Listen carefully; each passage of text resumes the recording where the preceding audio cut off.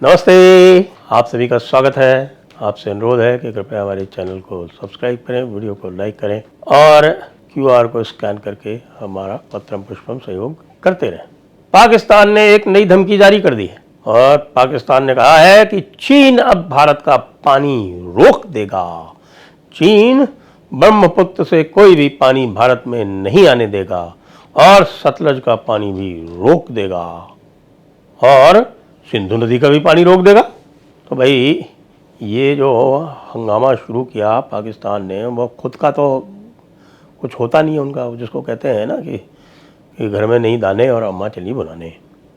तो पाकिस्तान का खुद का हाल तो ये है कि 5 साल में उनकी जो पॉवर्टी थी वो बढ़ गई, भारत की कम हो गई। यानी भारत की 23.79% से घट के हो गई 5% और इन लोगों की, भाई लोगों की 4 पॉइंट समथिंग से बढ़ के हो गई 16%। तो ये जो इनका जो सिंगल माइंडेड ऑब्सेशन है भारत से, उसका नतीजा तो ये है। लेकिन अब ये कह रहे हैं कि हम चीन के छठे थिएटर हैं। चीन में 5 थिएटर कमांड है, कह रहे हम छठे थिएटर हैं, हमको तुम चीन ही मानो। इसलिए चीन चूंकि हमारा बाप है, चीन चूंकि हमारा अब्बा है, इसलिए चीन ब्रह्मपुत्र से भारत का पानी बंद कर देगा। अच्छा भाई, भारत का पानी बंद कर देगा तो कितना पानी बंद कर देगा?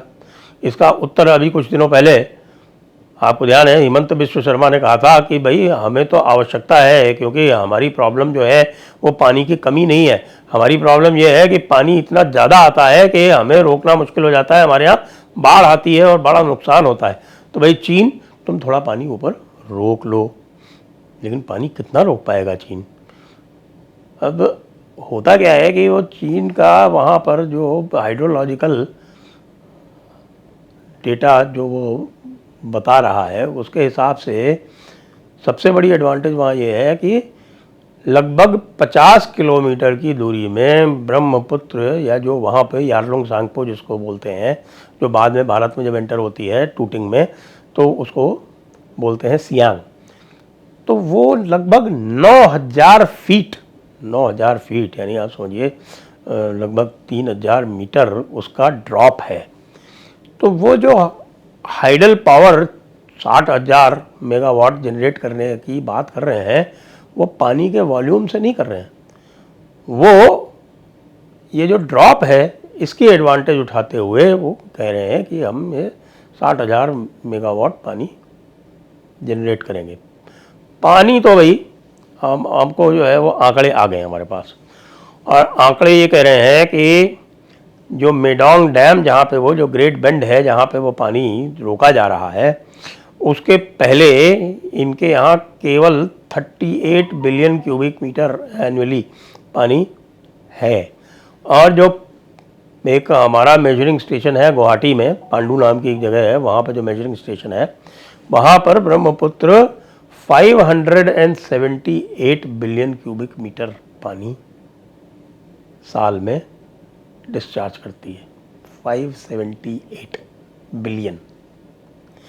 तो कहाँ तो 38 और कहाँ तो 578। तो ये जो 38 है इसको मेडोंग में रोकते हैं। ऐसा मेडोंग से जब वो ग्रेट बेंड आता है, उसके बाद और भी आप कुछ बनाना चाहें तो आप बना लीजिए भले, लेकिन उसमें करीब 40 जो है वो ये नामचा बरुआ, जो वहाँ पर 7200 मीटर की एक पीक है और उसका ग्लेशियल मेल्ट है, वो सब मिला के कोई 30-40 जो है वो उस बेंड से ऐड होता है। तो ये तो बना रहे हैं, जनरेट कर रहे हैं इलेक्ट्रिसिटी जनरेट कर रहे हैं, वहाँ पर पानी रोक के और उसको 9000 मीटर डाउन ले जाएंगे, तभी तो वो पानी बिजली बनाएगा। तो उसको आप रोक के ऊपर तो ले नहीं जा सकते। यानी आप कह रहे हैं कि 9000 मीटर नीचे ले जाएंगे और फिर वहाँ पर उसको आप बांध बना के फिर उसे 9000 मीटर ऊपर प्लस उसके आसपास और जो पीक है वहाँ पर करीब 5000 मीटर की, 3000 मीटर नीचे जा रहा, 5000 मीटर का, चलो 5000 मीटर ही मान लेते हो। तो गॉर्ज है वो 5000 मीटर आप पानी चढ़ा के और फिर उसको ले जाओगे कहाँ? वाटर डेफिसिट एरिया बताते हैं वांग हो है, यांगत्सी जो उसके नीचे नदी है, यांगत्सी जो जहाँ पर वो आपका थ्री गॉर्जेस डैम है, उससे तो वांगहो ये पानी ले नहीं जा पाए आज तक, कोशिश बहुत की, इससे ले जाएंगे। एट बेस्ट 11% पानी ब्रह्मपुत्र का तिब्बत से ओरिजिनेट होता है, और उससे भी अगर आपको 60,000 मेगावाट इलेक्ट्रिसिटी जनरेट करनी है तो फिर पानी आपको 3,000 मीटर नीचे ले जाना पड़ेगा। 3,000 मीटर नीचे ले जाने के बाद आप उसको छोड़ेंगे, अब पानी तो आगे ही जाएगा, पीछे नहीं जाएगा। ये सीधी सीधी समझ की बात है। तो इसलिए पाकिस्तान वालों, तुम्हारे अब्बा चीन कुछ भी चाहे, वो पानी तो रोक भी नहीं सकते। अच्छा, रोक भी लेंगे तो क्या कर लेंगे? भारत को ख़तरा इससे है ही नहीं। भारत तो ये कह रहा है कि भाई ये पानी अगर रोकेंगे तो हमें दिक्कत ये है कि मान लीजिए कल को ये भारत में फ्लड करने की अगर इनकी कोई षड्यंत्र हुआ और भारत में फ्लड कॉज करने के लिए इन्होंने उसको छोड़ दिया तो भारत में बाढ़ आ जाएगी। तो इसलिए भारत भी सियांग नदी पर टूटिंग से कोई 30-40 किलोमीटर नीचे बांध बना रहा है, जिससे कि अगर कोई सडन फ्लडिंग हो तो उसको रेगुलेट करके उसको कंट्रोल किया जा सके। ब्रह्मपुत्र नदी की स्थिति ये है कि ये ब्रह्मपुत्र तारलंग यांगसो जिसको बोलते हैं सांगपो, यारलुंग सांगपो, यारलुंग सांगपो नदी जो है वो ब्रह्मपुत्र नहीं है, वो भारत में जब आती है तो उसको सियांग बोलते हैं। फिर एक सादिया नाम की, एक परशुराम घाट कह लें इसको आप, उसके पास में सादिया नाम की जगह है, वहाँ सादिया पे 3 नदियाँ मिलती हैं आके, सियांग, दिबांग और लोहित।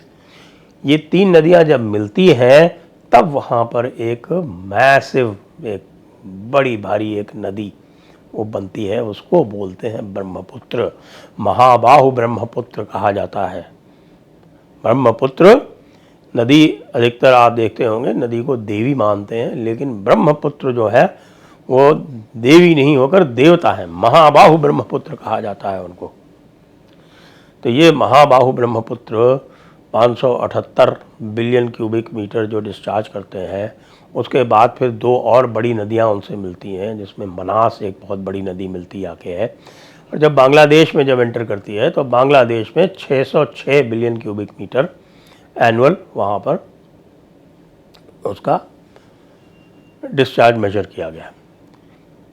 तो ये समझें कि बांग्लादेश में जो पानी जा रहा है और जो गुवाहाटी में पानी है उसमें बहुत ज़्यादा अंतर नहीं है। अब मान लो अगर आप, चलो हम कहते हैं कि आपने 38 का 38 रोक लिया, चलो 78 रोक लिया मान लेते हैं, असंभव है, संभव है नहीं। जो लोग भी इस तरह की बात करते हैं उनको उस एरिया की ज्योग्राफी का धेला नहीं पता है, वहाँ की ज्योग्राफी कैसी है, वहाँ पर एलिवेशंस कैसे हैं, स्लोप कैसे है, नदी की प्रकृति क्या है, कुछ नहीं पता है। सारा पानी ब्रह्मपुत्र का भारत के मानसून से आता है। तो भारत के मानसून से आता है, ब्रह्मपुत्र पूरी तरह से एक भारत की नदी है। चिनाब पाकिस्तान की नदी नहीं है, रावी पाकिस्तान की नदी नहीं है, झेलम पाकिस्तान की नदी नहीं है। इनका जैसे चिनाब का तो लगभग पूरा का पूरा पानी यानी करीब 30 MAF पानी जाता है उसका, और 30 to 35 MAF पानी जो है वो पूरा का पूरा भारत में ओरिजिनेट होता है। झेलम का जो पानी है, झेलम का लगभग 15 MAF जो पानी है, उसमें आप ये समझें कि पाकिस्तान ऑक्यूपाइड कश्मीर में उसका करीब आप कह सकते हैं 40% होता है, 60% फिर भी भारत में ओरिजिनेट होता है। फिर आ जाइए आप सिंधु नदी पर। अच्छा भाई, सिंधु नदी जो आती है तो सिंधु नदी अगर आप, मैंने आपको पहले भी बताया था कि लेह में आप सिंधु नदी को पैदल क्रॉस कर सकते हैं, छोटी सी स्ट्रीम है। सिंधु नदी में पानी जब जंस्कार उससे आके मिलती है नदी, तो जंस्कार नदी यानी लेह के आगे एक नीमो नाम की जगह है, वहाँ पर जंस्कार और सिंधु का संगम होता है, वहाँ से सिंधु में पानी थोड़ा आता है। और उसके बाद फिर श्योक नदी जब जाके मिलती है, वो पाकिस्तान ऑक्यूपाइड बाल्टिस्तान है, वहाँ पर मिलती है। तब उसमें पानी और आता है। फिर शिगार मिलती है नदी जाके, और आपके ये सूरू वगैरह ये सब नदियाँ जब मिलती हैं तब उसमें थोड़ा सा ताव आता है। फिर ऊपर जाके गिलगित नदी जब मिलती है तब उसमें और पानी आ जाता है। तो भाई अगर आप जो सिंधु नदी भारत से जा रही है वो जो आती है, उसमें जो सिंधु नदी का जो अल्टीमेट जो उसका जो डिस्चार्ज है, और लगभग समझ लीजिए कि 40 MAF के आसपास का उसका जो डिस्चार्ज है, 40-50 मान लीजिए, उसमें से कोई आप ये माने कि 2 या 3 MAF पानी जो है वो चाइना से आता है, उसको रोक लो, पाकिस्तान का ही नुकसान होगा।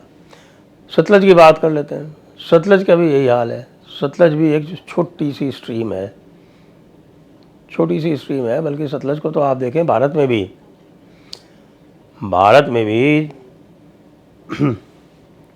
आप देखेंगे तो पाएंगे कि अगर रामपुर के पास में आप सतलज को देखेंगे तो सतलज कोई बहुत बड़ी नदी नहीं है वहाँ पे भी। और स्पीति नदी जब मिलती है आगे तब जाके उसमें थोड़ा सा दम आता है। तो सतलज का 90% पानी भारत में सतलज को मिलता है। तो जब ये स्थिति है तो भाई तुम कौन सा पानी रोक लोगे, कहाँ क्या रोक लोगे? अपने ख्याली पुलाव पकाते रहो पाकिस्तानियों, तुम्हारे बस का कुछ नहीं है। तुम्हारे अब्बा चीन के बस का कुछ नहीं है। तुम्हारे जो भी सिस्टम है वो सब पिटा चुके हैं, और तुम अपने लोगों को खुश करने के लिए ये बकवास करते रहो, बाकी होना जाना कुछ भी नहीं है। जय हिंद, जय भारत, वंदे मातरम।